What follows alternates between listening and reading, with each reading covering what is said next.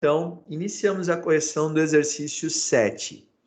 No enunciado eu tenho o seguinte: robô da NASA anda em Marte. Em seu primeiro test drive, o Curiosity andou 4,5 metros, girou por 120 graus e percorreu mais 2,5 metros em 16 minutos. A figura esquematiza a trajetória do robô, contida em um plano, onde todos os trechos por ele percorridos foram em movimento retilíneo.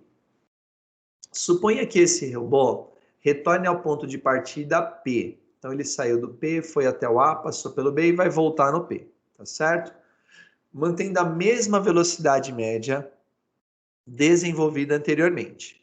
Adotando como valor da raiz quadrada de um número decimal o número inteiro mais próximo, é correto afirmar que, para ir do ponto B ao ponto P, o robô irá demorar aproximadamente, então ele quer o tempo do deslocamento D. Para eu calcular o tempo do deslocamento D, eu vou precisar dessa distância D, tá certo? Então essa é a primeira coisa que eu vou fazer, ó. Vou desenhar o triângulo. Vou desenhar de outra cor, né? Então aqui eu vou desenhar apenas o triângulo, tá certo? Aí, nesse triângulo aí, eu tenho essa medida aqui é 4,5, que é o deslocamento do ponto P até o ponto A. Do ponto A até o ponto B, o deslocamento foi de 2,5. Como ambas as medidas estão em metros, nesse momento não vou me preocupar com a unidade. E aí, implicitamente, ele me deu esse ângulo. Por quê? Porque se esse ângulo externo aqui ao vértice A é 120, esse ângulo interno aqui é o que falta para dar 180. Esse ângulo mede exatamente 60 graus, tá? E para calcular o tempo de deslocamento de P até P, eu vou precisar da distância D. Pessoal, matematicamente, o sistema está organizado, ele está modelado. O que eu vou fazer agora? Vou fazer os cálculos necessários para conseguir a resposta. Então, deixa eu lançar a função. Tá? Então, eu cheguei na medida desse ângulo. Esse ângulo é 180. Então, por isso, esse ângulo é exatamente os 60 graus, tá certo? Deixa eu só fazer diferente. 60 graus. Beleza? Bom, pensando agora no triângulo aqui. O que eu preciso de 3 lados e um ângulo. Tem uma lei. Você vou utilizar cossenos para a distância D. O que é cossenos que um dos nesse caso quadrado, a soma dos Q quadrado P quadrado, tudo vezes C sobre θ. Então, entre os lados AB, tá certo? Vamos então agora transferir os valores na fórmula aqui na lei, para a gente poder calcular o que a gente precisa. Então, aqui no lugar do PB vai o D, no lugar do AB vai o 2,5, no lugar do AP vai o 4,5, ambos ao quadrado, menos 2 vezes 2,5 vezes 4,5.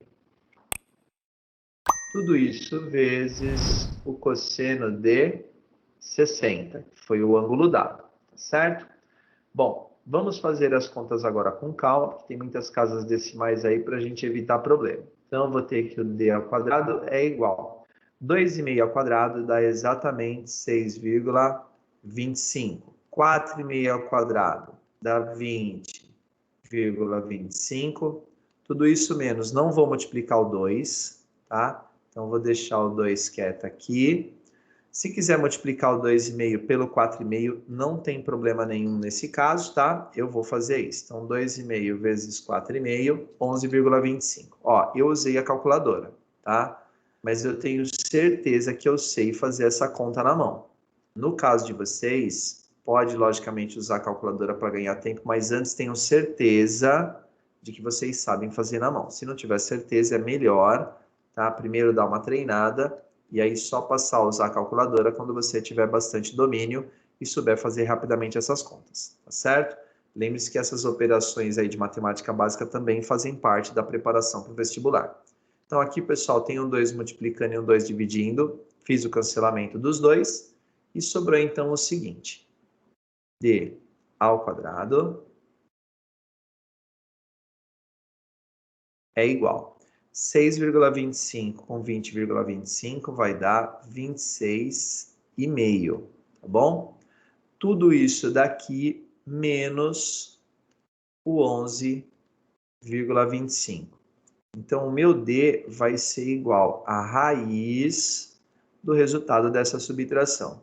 O resultado dessa subtração vai dar exatamente 15,25, tá certo? Ele colocou, adotando como valor da raiz quadrada de um número decimal, o número inteiro mais próximo.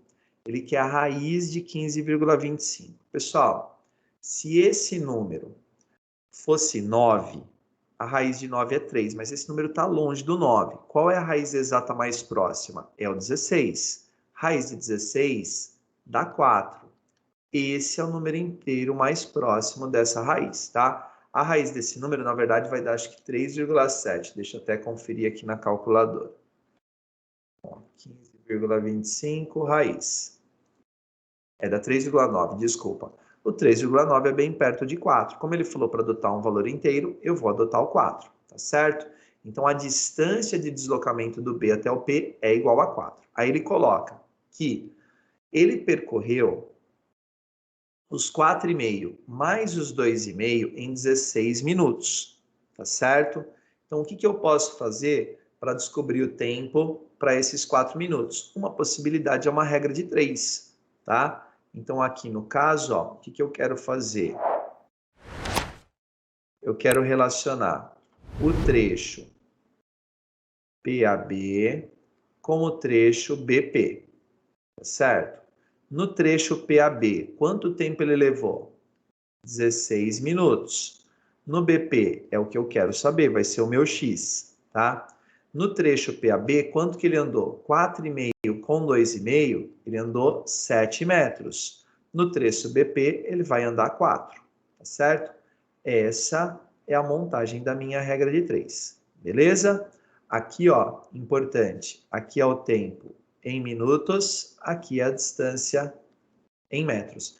Percebam que toda a regra de 3, pessoal, é uma tabela, que vai ter duas linhas e duas colunas. Cada elemento da linha tem uma explicação, cada elemento da coluna tem uma explicação também. É importante fazer essas anotações, principalmente num exercício dissertativo, tá bom?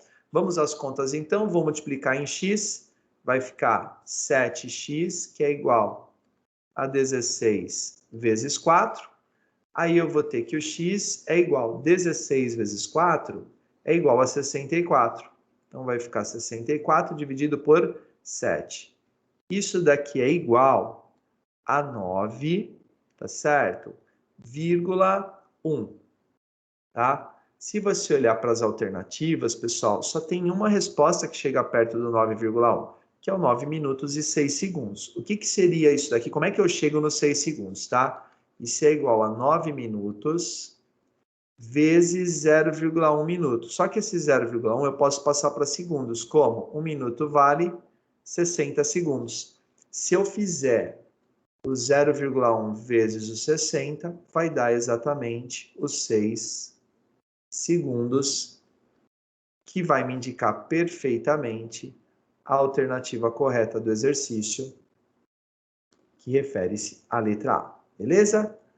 Prontinho, pessoal. Tá feita aí a resolução comentada do exercício 7. A resposta, então, letra A. Valeu, pessoal.